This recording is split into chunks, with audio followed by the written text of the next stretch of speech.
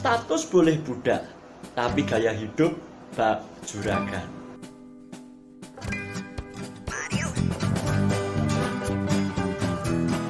Selamat pagi, warga Klasik Solo. Apa kabar pagi hari ini? Masak apa? Sarapan apa? Sebelum kita beraktivitas, mari kita sehatkan iman kita dengan merenungkan sarapan firman Tuhan. Mari kita berdoa. Tuhan, pada pagi hari ini kami akan merenungkan sabda-Mu, sumber kekuatan dalam kehidupan kami, sebab sabda-Mu abadi. Sabda-Mu adalah titah yang menjadi bagian dari pengalaman kami sehari-hari. Dalam nama Tuhan Yesus Kristus, berilah kami inspirasi. Amin. Ibu bapak yang terkasih dalam Tuhan, firman hari ini mengajak pada kita untuk merenungkan bagian perjalanan hidup manusia.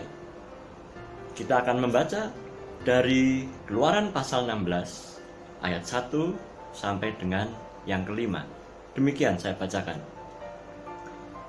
Setelah mereka berangkat dari Elim, tibalah segenap jemaah Israel di padang gurun Sin yang terletak antara Elim dan Gunung Sinai pada hari yang ke-15, bulan yang kedua, sejak mereka keluar dari tanah Mesir. Di padang gurun itu bersungut-sungutlah segenap jemaah Israel kepada Musa dan Harun, dan berkata kepada mereka, kalau kami mati tadinya di tanah Mesir oleh tangan Tuhan ketika kami duduk menghadapi kuali berisi daging dan makan roti sampai kenyang. Sebab kamu membawa kami keluar ke padang gurun ini untuk membunuh seluruh jemaah ini dengan kelaparan. Lalu berfirmanlah Tuhan kepada Musa, sesungguhnya aku akan menurunkan dari langit hujan roti bagimu. Maka bangsa itu akan keluar dan memungut tiap-tiap hari sebanyak yang perlu untuk sehari, supaya mereka kucoba apakah mereka hidup menurut hukumku atau tidak. Dan pada hari yang ke-6, apabila mereka memasak yang dibawa mereka pulang, maka yang dibawa itu terdapat 2 kali lipat banyaknya dari apa yang dipungut mereka sehari-hari. Demikianlah pembacaan sabda Tuhan. Yang berbahagia kita sekalian yang bersama-sama membaca dan merenungkan sabdanya.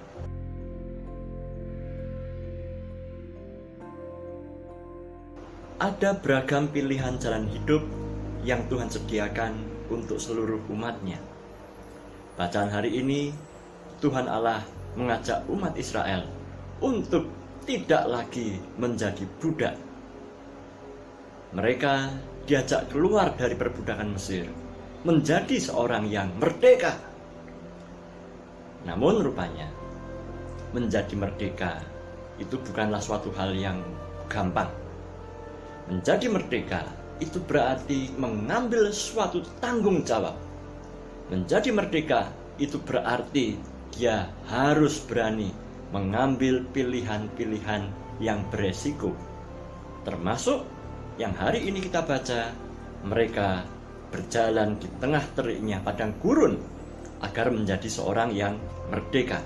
Namun rupanya bacaan hari ini berkata bahwa mereka bersungut-sungut. Setelah 2,5 bulan berjalan di tengah teriknya padang gurun, mereka merasa bahwa lebih enak dulu di Mesir. Jadi budak, gak usah bingung untuk membuat pilihan, gak usah bingung untuk cari makan. Status boleh budak, tapi gaya hidup bak juragan. Kalau Anda diberikan pilihan yang sama, kira-kira mau memilih apa? Menjadi suruhan, tapi gaya hidup juragan? Atau menjadi tuan atas diri sendiri dan punya pilihan? Memang tidak mudah ini berkaitan dengan masalah mindset. Orang kalau sudah mindsetnya maunya disuruh, inisiatif susah, betul ya. Tapi kalau orang itu sudah mindsetnya mampu mengatur diri sendiri, maka kalau dipaksa-paksa rasanya ogah. Nah, firman Tuhan hari ini mengajak kepada kita, jangan hanya sekadar melakukan sesuatu karena disuruh.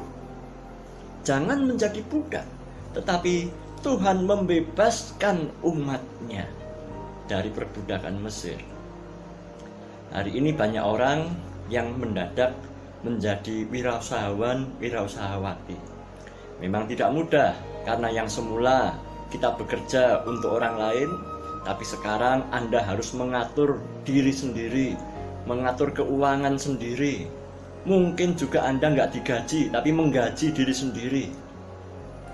Bagi Anda yang saat ini harus menjadi wirausahawan, ternyata baru kerasa kan bahwa jadi juragan itu nggak mudah. Enakan disuruh-suruh jadi karyawan, nggak usah mikir. Tapi menjadi orang yang merdeka, tanggung jawab seorang juragan itu jauh lebih berat. Kita mungkin hanya melihat sisi enaknya saja, tetapi juragan itu tidur lebih malam, bangun lebih pagi, kerja tidak kenal waktu. Yaitu Anda yang sekarang menjadi wirausahawan. Bagi Anda yang saat ini sekolah dari rumah, baru tahu kan bagaimana orang tua Anda bekerja jauh lebih keras dibandingkan dengan apa yang pernah Anda bayangkan sebelumnya. Karena kamu setiap hari melihat orang tuamu bekerja, bayar kewajiban ini dan itu. Wow, ternyata luar biasa banyak. Jadi hari ini, kalau firman Tuhan memberikan orang Israel, umatnya, keluar dari Mesir, itu adalah sebuah upaya Tuhan untuk mendidik umat Israel, untuk mendidik umat kesayangannya, memiliki mentalitas seorang pemimpin yang dilatih bertanggung jawab. Bagaimana bisa menjadi pemimpin yang bertanggung jawab? Terlatih, handal, yaitu dilatih untuk menghadapi kesulitan demi kesulitan dan mencari jalan keluar. Tentu lebih sulit daripada waktu-waktu yang sebelumnya, tetapi firman Tuhan hari ini berkata kepada kita, jangan menyerah. Memang perjalanan masih jauh, tapi ada sesuatu yang berharga yang akan engkau temui ketika engkau menjadi tuan atas diri sendiri, menjadi orang yang dimerdekakan oleh Tuhan. Engkau dapat tanggung jawab yang lebih besar, dan engkau akan lebih berbahagia, sekalipun sekarang terasa harus berpuasa. Firman hari ini berkata, sesungguhnya aku akan menurunkan roti dari surga, roti dari langit, yang istilah dalam bacaan hari ini disebut mana. Menarik sekali, apakah itu mana? Alkitab menulis dalam Ulangan pasal 8 ayat 3, dikatakan bahwa mana adalah sesuatu yang belum pernah ada sebelumnya. Dalam sejarah umat manusia, dalam sejarah umat Israel, mereka belum pernah makan apa yang namanya mana. Sesuatu yang lembut, yang putih, seperti ketumbar, rasanya tapi gurih ketika dimasak, seolah-olah seperti rasa barbeque.